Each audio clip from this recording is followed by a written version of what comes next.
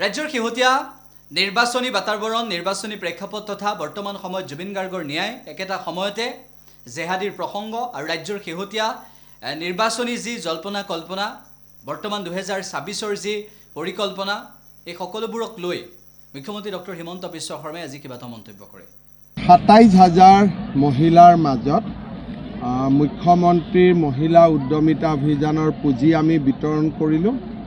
অসমত 16 লাখ মহিলা ইতিমধ্যে এই আঁচনিৰ দ্বাৰা উপকৃত হৈছে।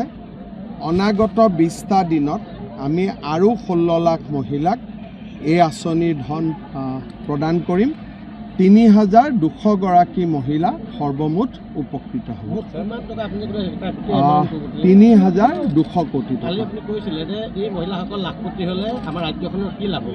আমাৰ আপোনালোকে চাব, আমাৰ ৰাজ্যৰ গ্ৰাম্য অৰ্থনীতিত প্ৰয়োজনীয় বহুত বস্তু আমি বাহিৰৰ পৰা আনো।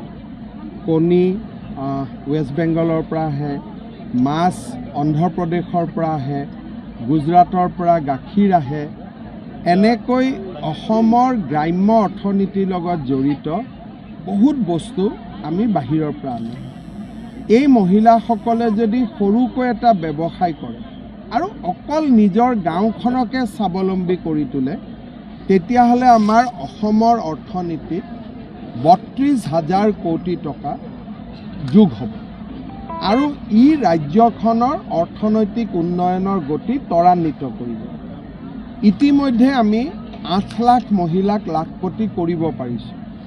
এই প্ৰচেষ্টাৰ জৰিয়তে যদি আৰু 8 লাখো লাখপতি বাইদেউ হ'ব পাৰে, পৰৱৰ্তী সময়ত আৰু 4 লাখ 2 লাখ এনেকৈ যদি আমি আটাইখিনি মহিলাক লাখপতি বাইদেউ বনাব পাৰোঁ, আমাৰ গ্ৰাম্য অৰ্থনীতিৰ ভেটি মজবুত হ'ব। অসমত আপোনালোকে জানে যে যোৱা বছৰ আমি 8.5 লাখ মেট্ৰিক টন ধান কিনিছোঁ।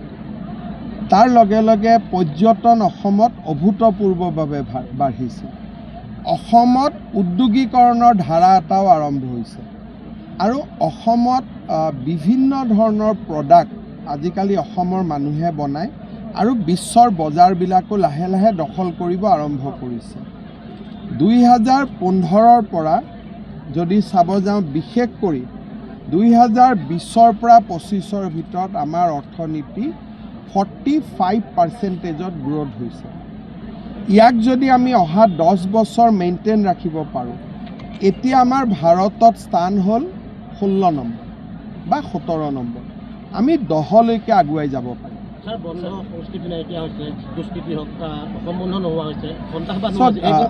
বহুখিনি আমাৰ অসমত আইন শৃংখলা আৰু জেনেৰেল ল এণ্ড অৰ্ডাৰ দুইটা ভাল হোৱাৰ কাৰণে এতিয়া ৰাজ্যত পৰ্যটক আহিব, ল'ৰা ছোৱালীয়ে ব্যৱসায় কৰিব, সাহস কৰিব পৰা হৈছে।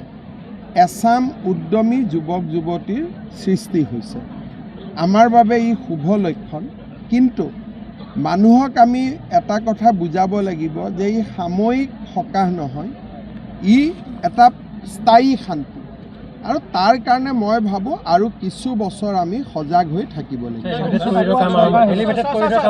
18 তাৰিখে প্ৰধানমন্ত্ৰী ডাঙৰীয়াই কলিয়াবৰৰ মৌচন্দা পথাৰত এলিভেটেড কৰিডৰৰ আধাৰশিলা স্থাপন কৰে। লগে লগে 4 লেন, এলিভেটেড কৰিডৰতে 4 লেন আছে।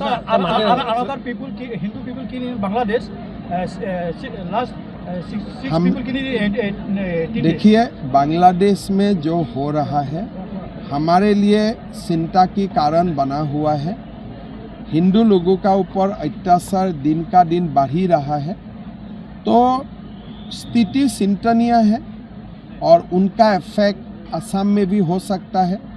तो हमें थोड़ा एक हिसाब से थोड़ा सा कोशिश रहना पड़ेगा, स्थिति को निरीक्षण में रखना पड़ेगा और एक बांग्लादेश का हिंदू समाज को हमें साहस भी देना पड़ेगा। देखिए, जिहादी असम में है ही और इसका प्रूफ लास्ट 10 साल से हम लोग को बार बार मिल रहा है। अभी भी कोई होगा जो छुपा हुआ होगा, स्लीपर सेल में होगा, तो इसीलिए ये सारे बात चिंता की कारण है। असम की सुरक्षा हमेशा एक चिंता का बात है और होते रहेगा जब तक स्थिति पूरा जियोपॉलिटिकल स्थिति का इम्प्रूवमेंट नहीं आएगा। শ্ৰী শ্ৰী নৰুৱা সত্ৰৰ ডেকা সত্ৰাধিকাৰৰ পৰিয়ালৰ নামত মিয়া নাম সোমাইছে, 3জনকৈ মিয়া নাম সোমাইছে। চাওক, ভোটাৰ তালিকাত প্ৰথম এইখন খচৰা তালিকা, গতিকে খচৰা তালিকাত অলপ ভুল শুদ্ধ থাকে, কিন্তু মই নাভাবোঁ যে চূড়ান্ত তালিকাত কিবা ভুল থাকিব বুলি, কাৰণ খচৰা তালিকাত মানুহে এটা টাইম লাইনত দিয়ে, কেতিয়াবা ওচৰৰ মানুহৰ ঘৰো সোমাইছে, কাষৰ সোমাইছে, লাহে লাহে ঠিক হৈ যায়। মই তেনেকৈ নাভাবোঁ। মই ভাবোঁ ই এটা বহুত ডাঙৰ কাম, 2 কোটি মানুহৰ নাম লিষ্টত সোমোৱা। গতিকে অফিচাৰসকলৰ ওপৰত পোনে পোনে আমি সন্দেহ কৰিব নালাগে, তেওঁলোকক আমি এটা সুযোগ দিব লাগে। আৰু মই ভাবোঁ যে চূড়ান্ত ভোটাৰ তালিকাত এই সমস্যা নাথাকে। অখিল গগৈ এটা বিস্ফোৰক অভিযোগ আনিছে যে বিজেপি সভাপতি দিলীপ শইকীয়াই দায়িত্ব দিছে অশোক সিংঘালক যে 60টা সমষ্টিৰ পৰা মানে ভোটাৰ নাম পতন কৰিব তেওঁ লাগে। ক'ত কৈছে এইটো? অখিল সামাজিক মাধ্যম যোগে ক'ত? ফেচবুক লাইভত। তো ফেচবুক লাইভটো অখিল গগৈ চাই ভাল লাগে, আৰু সেইটো তেওঁ আমাক এনজয় কৰিবৰ কাৰণে কয়। তাতে এজন দুজনক তাতে কুকুৰ বুলিও গালি পাৰে। গতিকে কালি এইটো মই চাইছোঁ, আৰু মই অখিল গগৈৰ ফেচবুক সদায় ৰাতি চাওঁৱেই, আৰু সেইটো কোনো চিৰিয়াছ কথাৰ কাৰণে তেওঁ নিদিয়ে, সেইটো তেওঁ মানুহক এণ্টাৰটেইন কৰিবৰ কাৰণে দিয়ে। গতিকে এইটোক কোনো গুৰুত্ব দি লাভ নাই। এইটো খালি আনন্দ বা মনটো যদি বেয়া লাগি আছে, অখিল গগৈৰ ফেচবুক লাইভটো খুলি চাব, মনটো ভাল লাগিব। প্ৰিয়ংকা গান্ধীটো আগে পিছেও আহে, নতুন কি আছে? প্ৰিয়ংকা গান্ধীটো লোকসভা ইলেকশ্যনতো আহিছে, যোৱাবাৰ বিধানসভা নিৰ্বাচনতো আহিছে, তেওঁ চাহ বাগিচাতো আহিছে, অহাততো কোনো বাধা নাই। চাওক, অখিল গগৈৰ কথাত কোনেও ক'তো গুৰুত্ব নিদিয়ে। অখিল গগৈক ৰাতি চাব লাগে, মনটো কাম কাজ কৰি যেতিয়া মনটো বেয়া লাগি থাকে, অখিল গগৈক চাব লাগে, আৰু চালে মনটো অলপ ভাল লাগিব। গতিকে অখিল গগৈ যেনেকৈ আমাৰ মানে মন টন বেয়া লাগিলে আমি গান শুনো নে নাই, তেনেকৈ মন টন বেয়া লাগিলে অখিল গগৈ প্ৰেছ কনফাৰেন্স শুনিব, ফেচবুক লাইভ শুনিব, মানুহক জহনী কুকুৰ চব গালি পাৰে। গতিকে তেওঁৰ এইটো এনজয় কৰা বস্তু, আপোনালোকে এইটো এনজয় কৰিব আৰু চিৰিয়াছ নহ'ব। কাজিৰঙাৰ সাংবাদিকখিনি ক্ষুব্ধ হৈ আছে। কাজিৰঙাৰ বাৰ্ড চেঞ্চাছ কালি সম্পন্ন হ'ল, কিন্তু স্থানীয় সাংবাদিকসকলক লগত লোৱা নহ'ল। আচ্ছা, মই সুধি দিম। আপোনালোকৰ হস্তক্ষেপ এটা তাকে কৈছোঁ, অখিল গগৈৰ প্ৰেছ মিট, অখিল গগৈৰ ভাষণ, অখিল গগৈৰ ফেচবুক লাইভ, যেতিয়া আপোনাৰ মনটো বেয়া লাগি থাকিব তেতিয়া চাব। এতিয়া হয়তো ভাল নালাগিব, দিনততো চব ব্যস্ত হৈ থাকে, ৰাতি যেতিয়া কাম বন কৰি গা পা ধুই মই লাইভটো চাম, আৰু মই প্ৰায়ে চাওঁ, মোৰ ভাল লাগে। কালিও চাইছোঁ, মই ৰিফ্ৰেছ লাগে, মনটো আপুনি এনজয় কৰিব পাৰে। অখিল গগৈ এজন গুড এণ্টাৰটেইনাৰ, গতিকে আপুনি এণ্টাৰটেইন কৰক।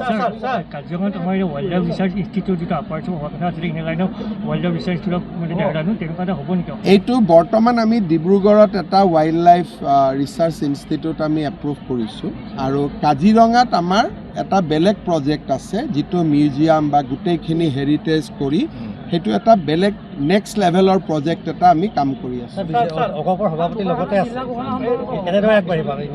চাওক, অগপৰ লগত আমাৰ অসুবিধা একো নাই, আমিতো সদায় কথা বতৰা পাতি থাকোঁ। গতিকে তাৰ কাৰণে দুখন মিটিং পাতি সাংবাদিকসকলক মাতি তেনেকৈ নালাগে। অতুলদাৰ লগত যোনে কথা পাতিব লাগে পাতি আছে, আৰু যেতিয়া পাতা শেষ হ'ব তেতিয়া মই পাতি ল'ম, কিন্তু যোনে পাতিব লাগে কথা পাতি আছে। বোকাখাতত আমি বিচাৰোঁ, অতুল বৰা ডাঙৰীয়াই ইমান কাম কৰিছে, আৰু বোকাখাতখন অসমৰ নাভি কেন্দ্ৰ হ'ব গৈ আছে। এলিভেটেড কৰিডৰো ইয়াৰ পৰা আৰম্ভ হ'ব, উত্তৰ অসমলৈকে অৰুণাচললৈকে যাবৰ কাৰণে বোকাখাতে এতিয়া ৰাস্তা হ'ব। 7-8 বছৰ পিছত বোকাখাতখন ভাবিব নোৱাৰা উন্নতি হ'ব এই দুইটা প্ৰজেক্টৰ কাৰণে। কাৰণ মই জিলাৰ কথাটো আজিলৈকে মোক আজিহে কৈছে প্ৰথম, আজি এখন মেমৰেণ্ডাম দিছে, পঢ়িবই পৰা নাই, গৈ পঢ়িম। যি নহওক, আজি আমাৰ বোকাখাতত অভূতপূৰ্ব উন্নয়ন হৈছে, অতুল বৰা ডাঙৰীয়া কৃতিত্বৰ পাত্ৰ।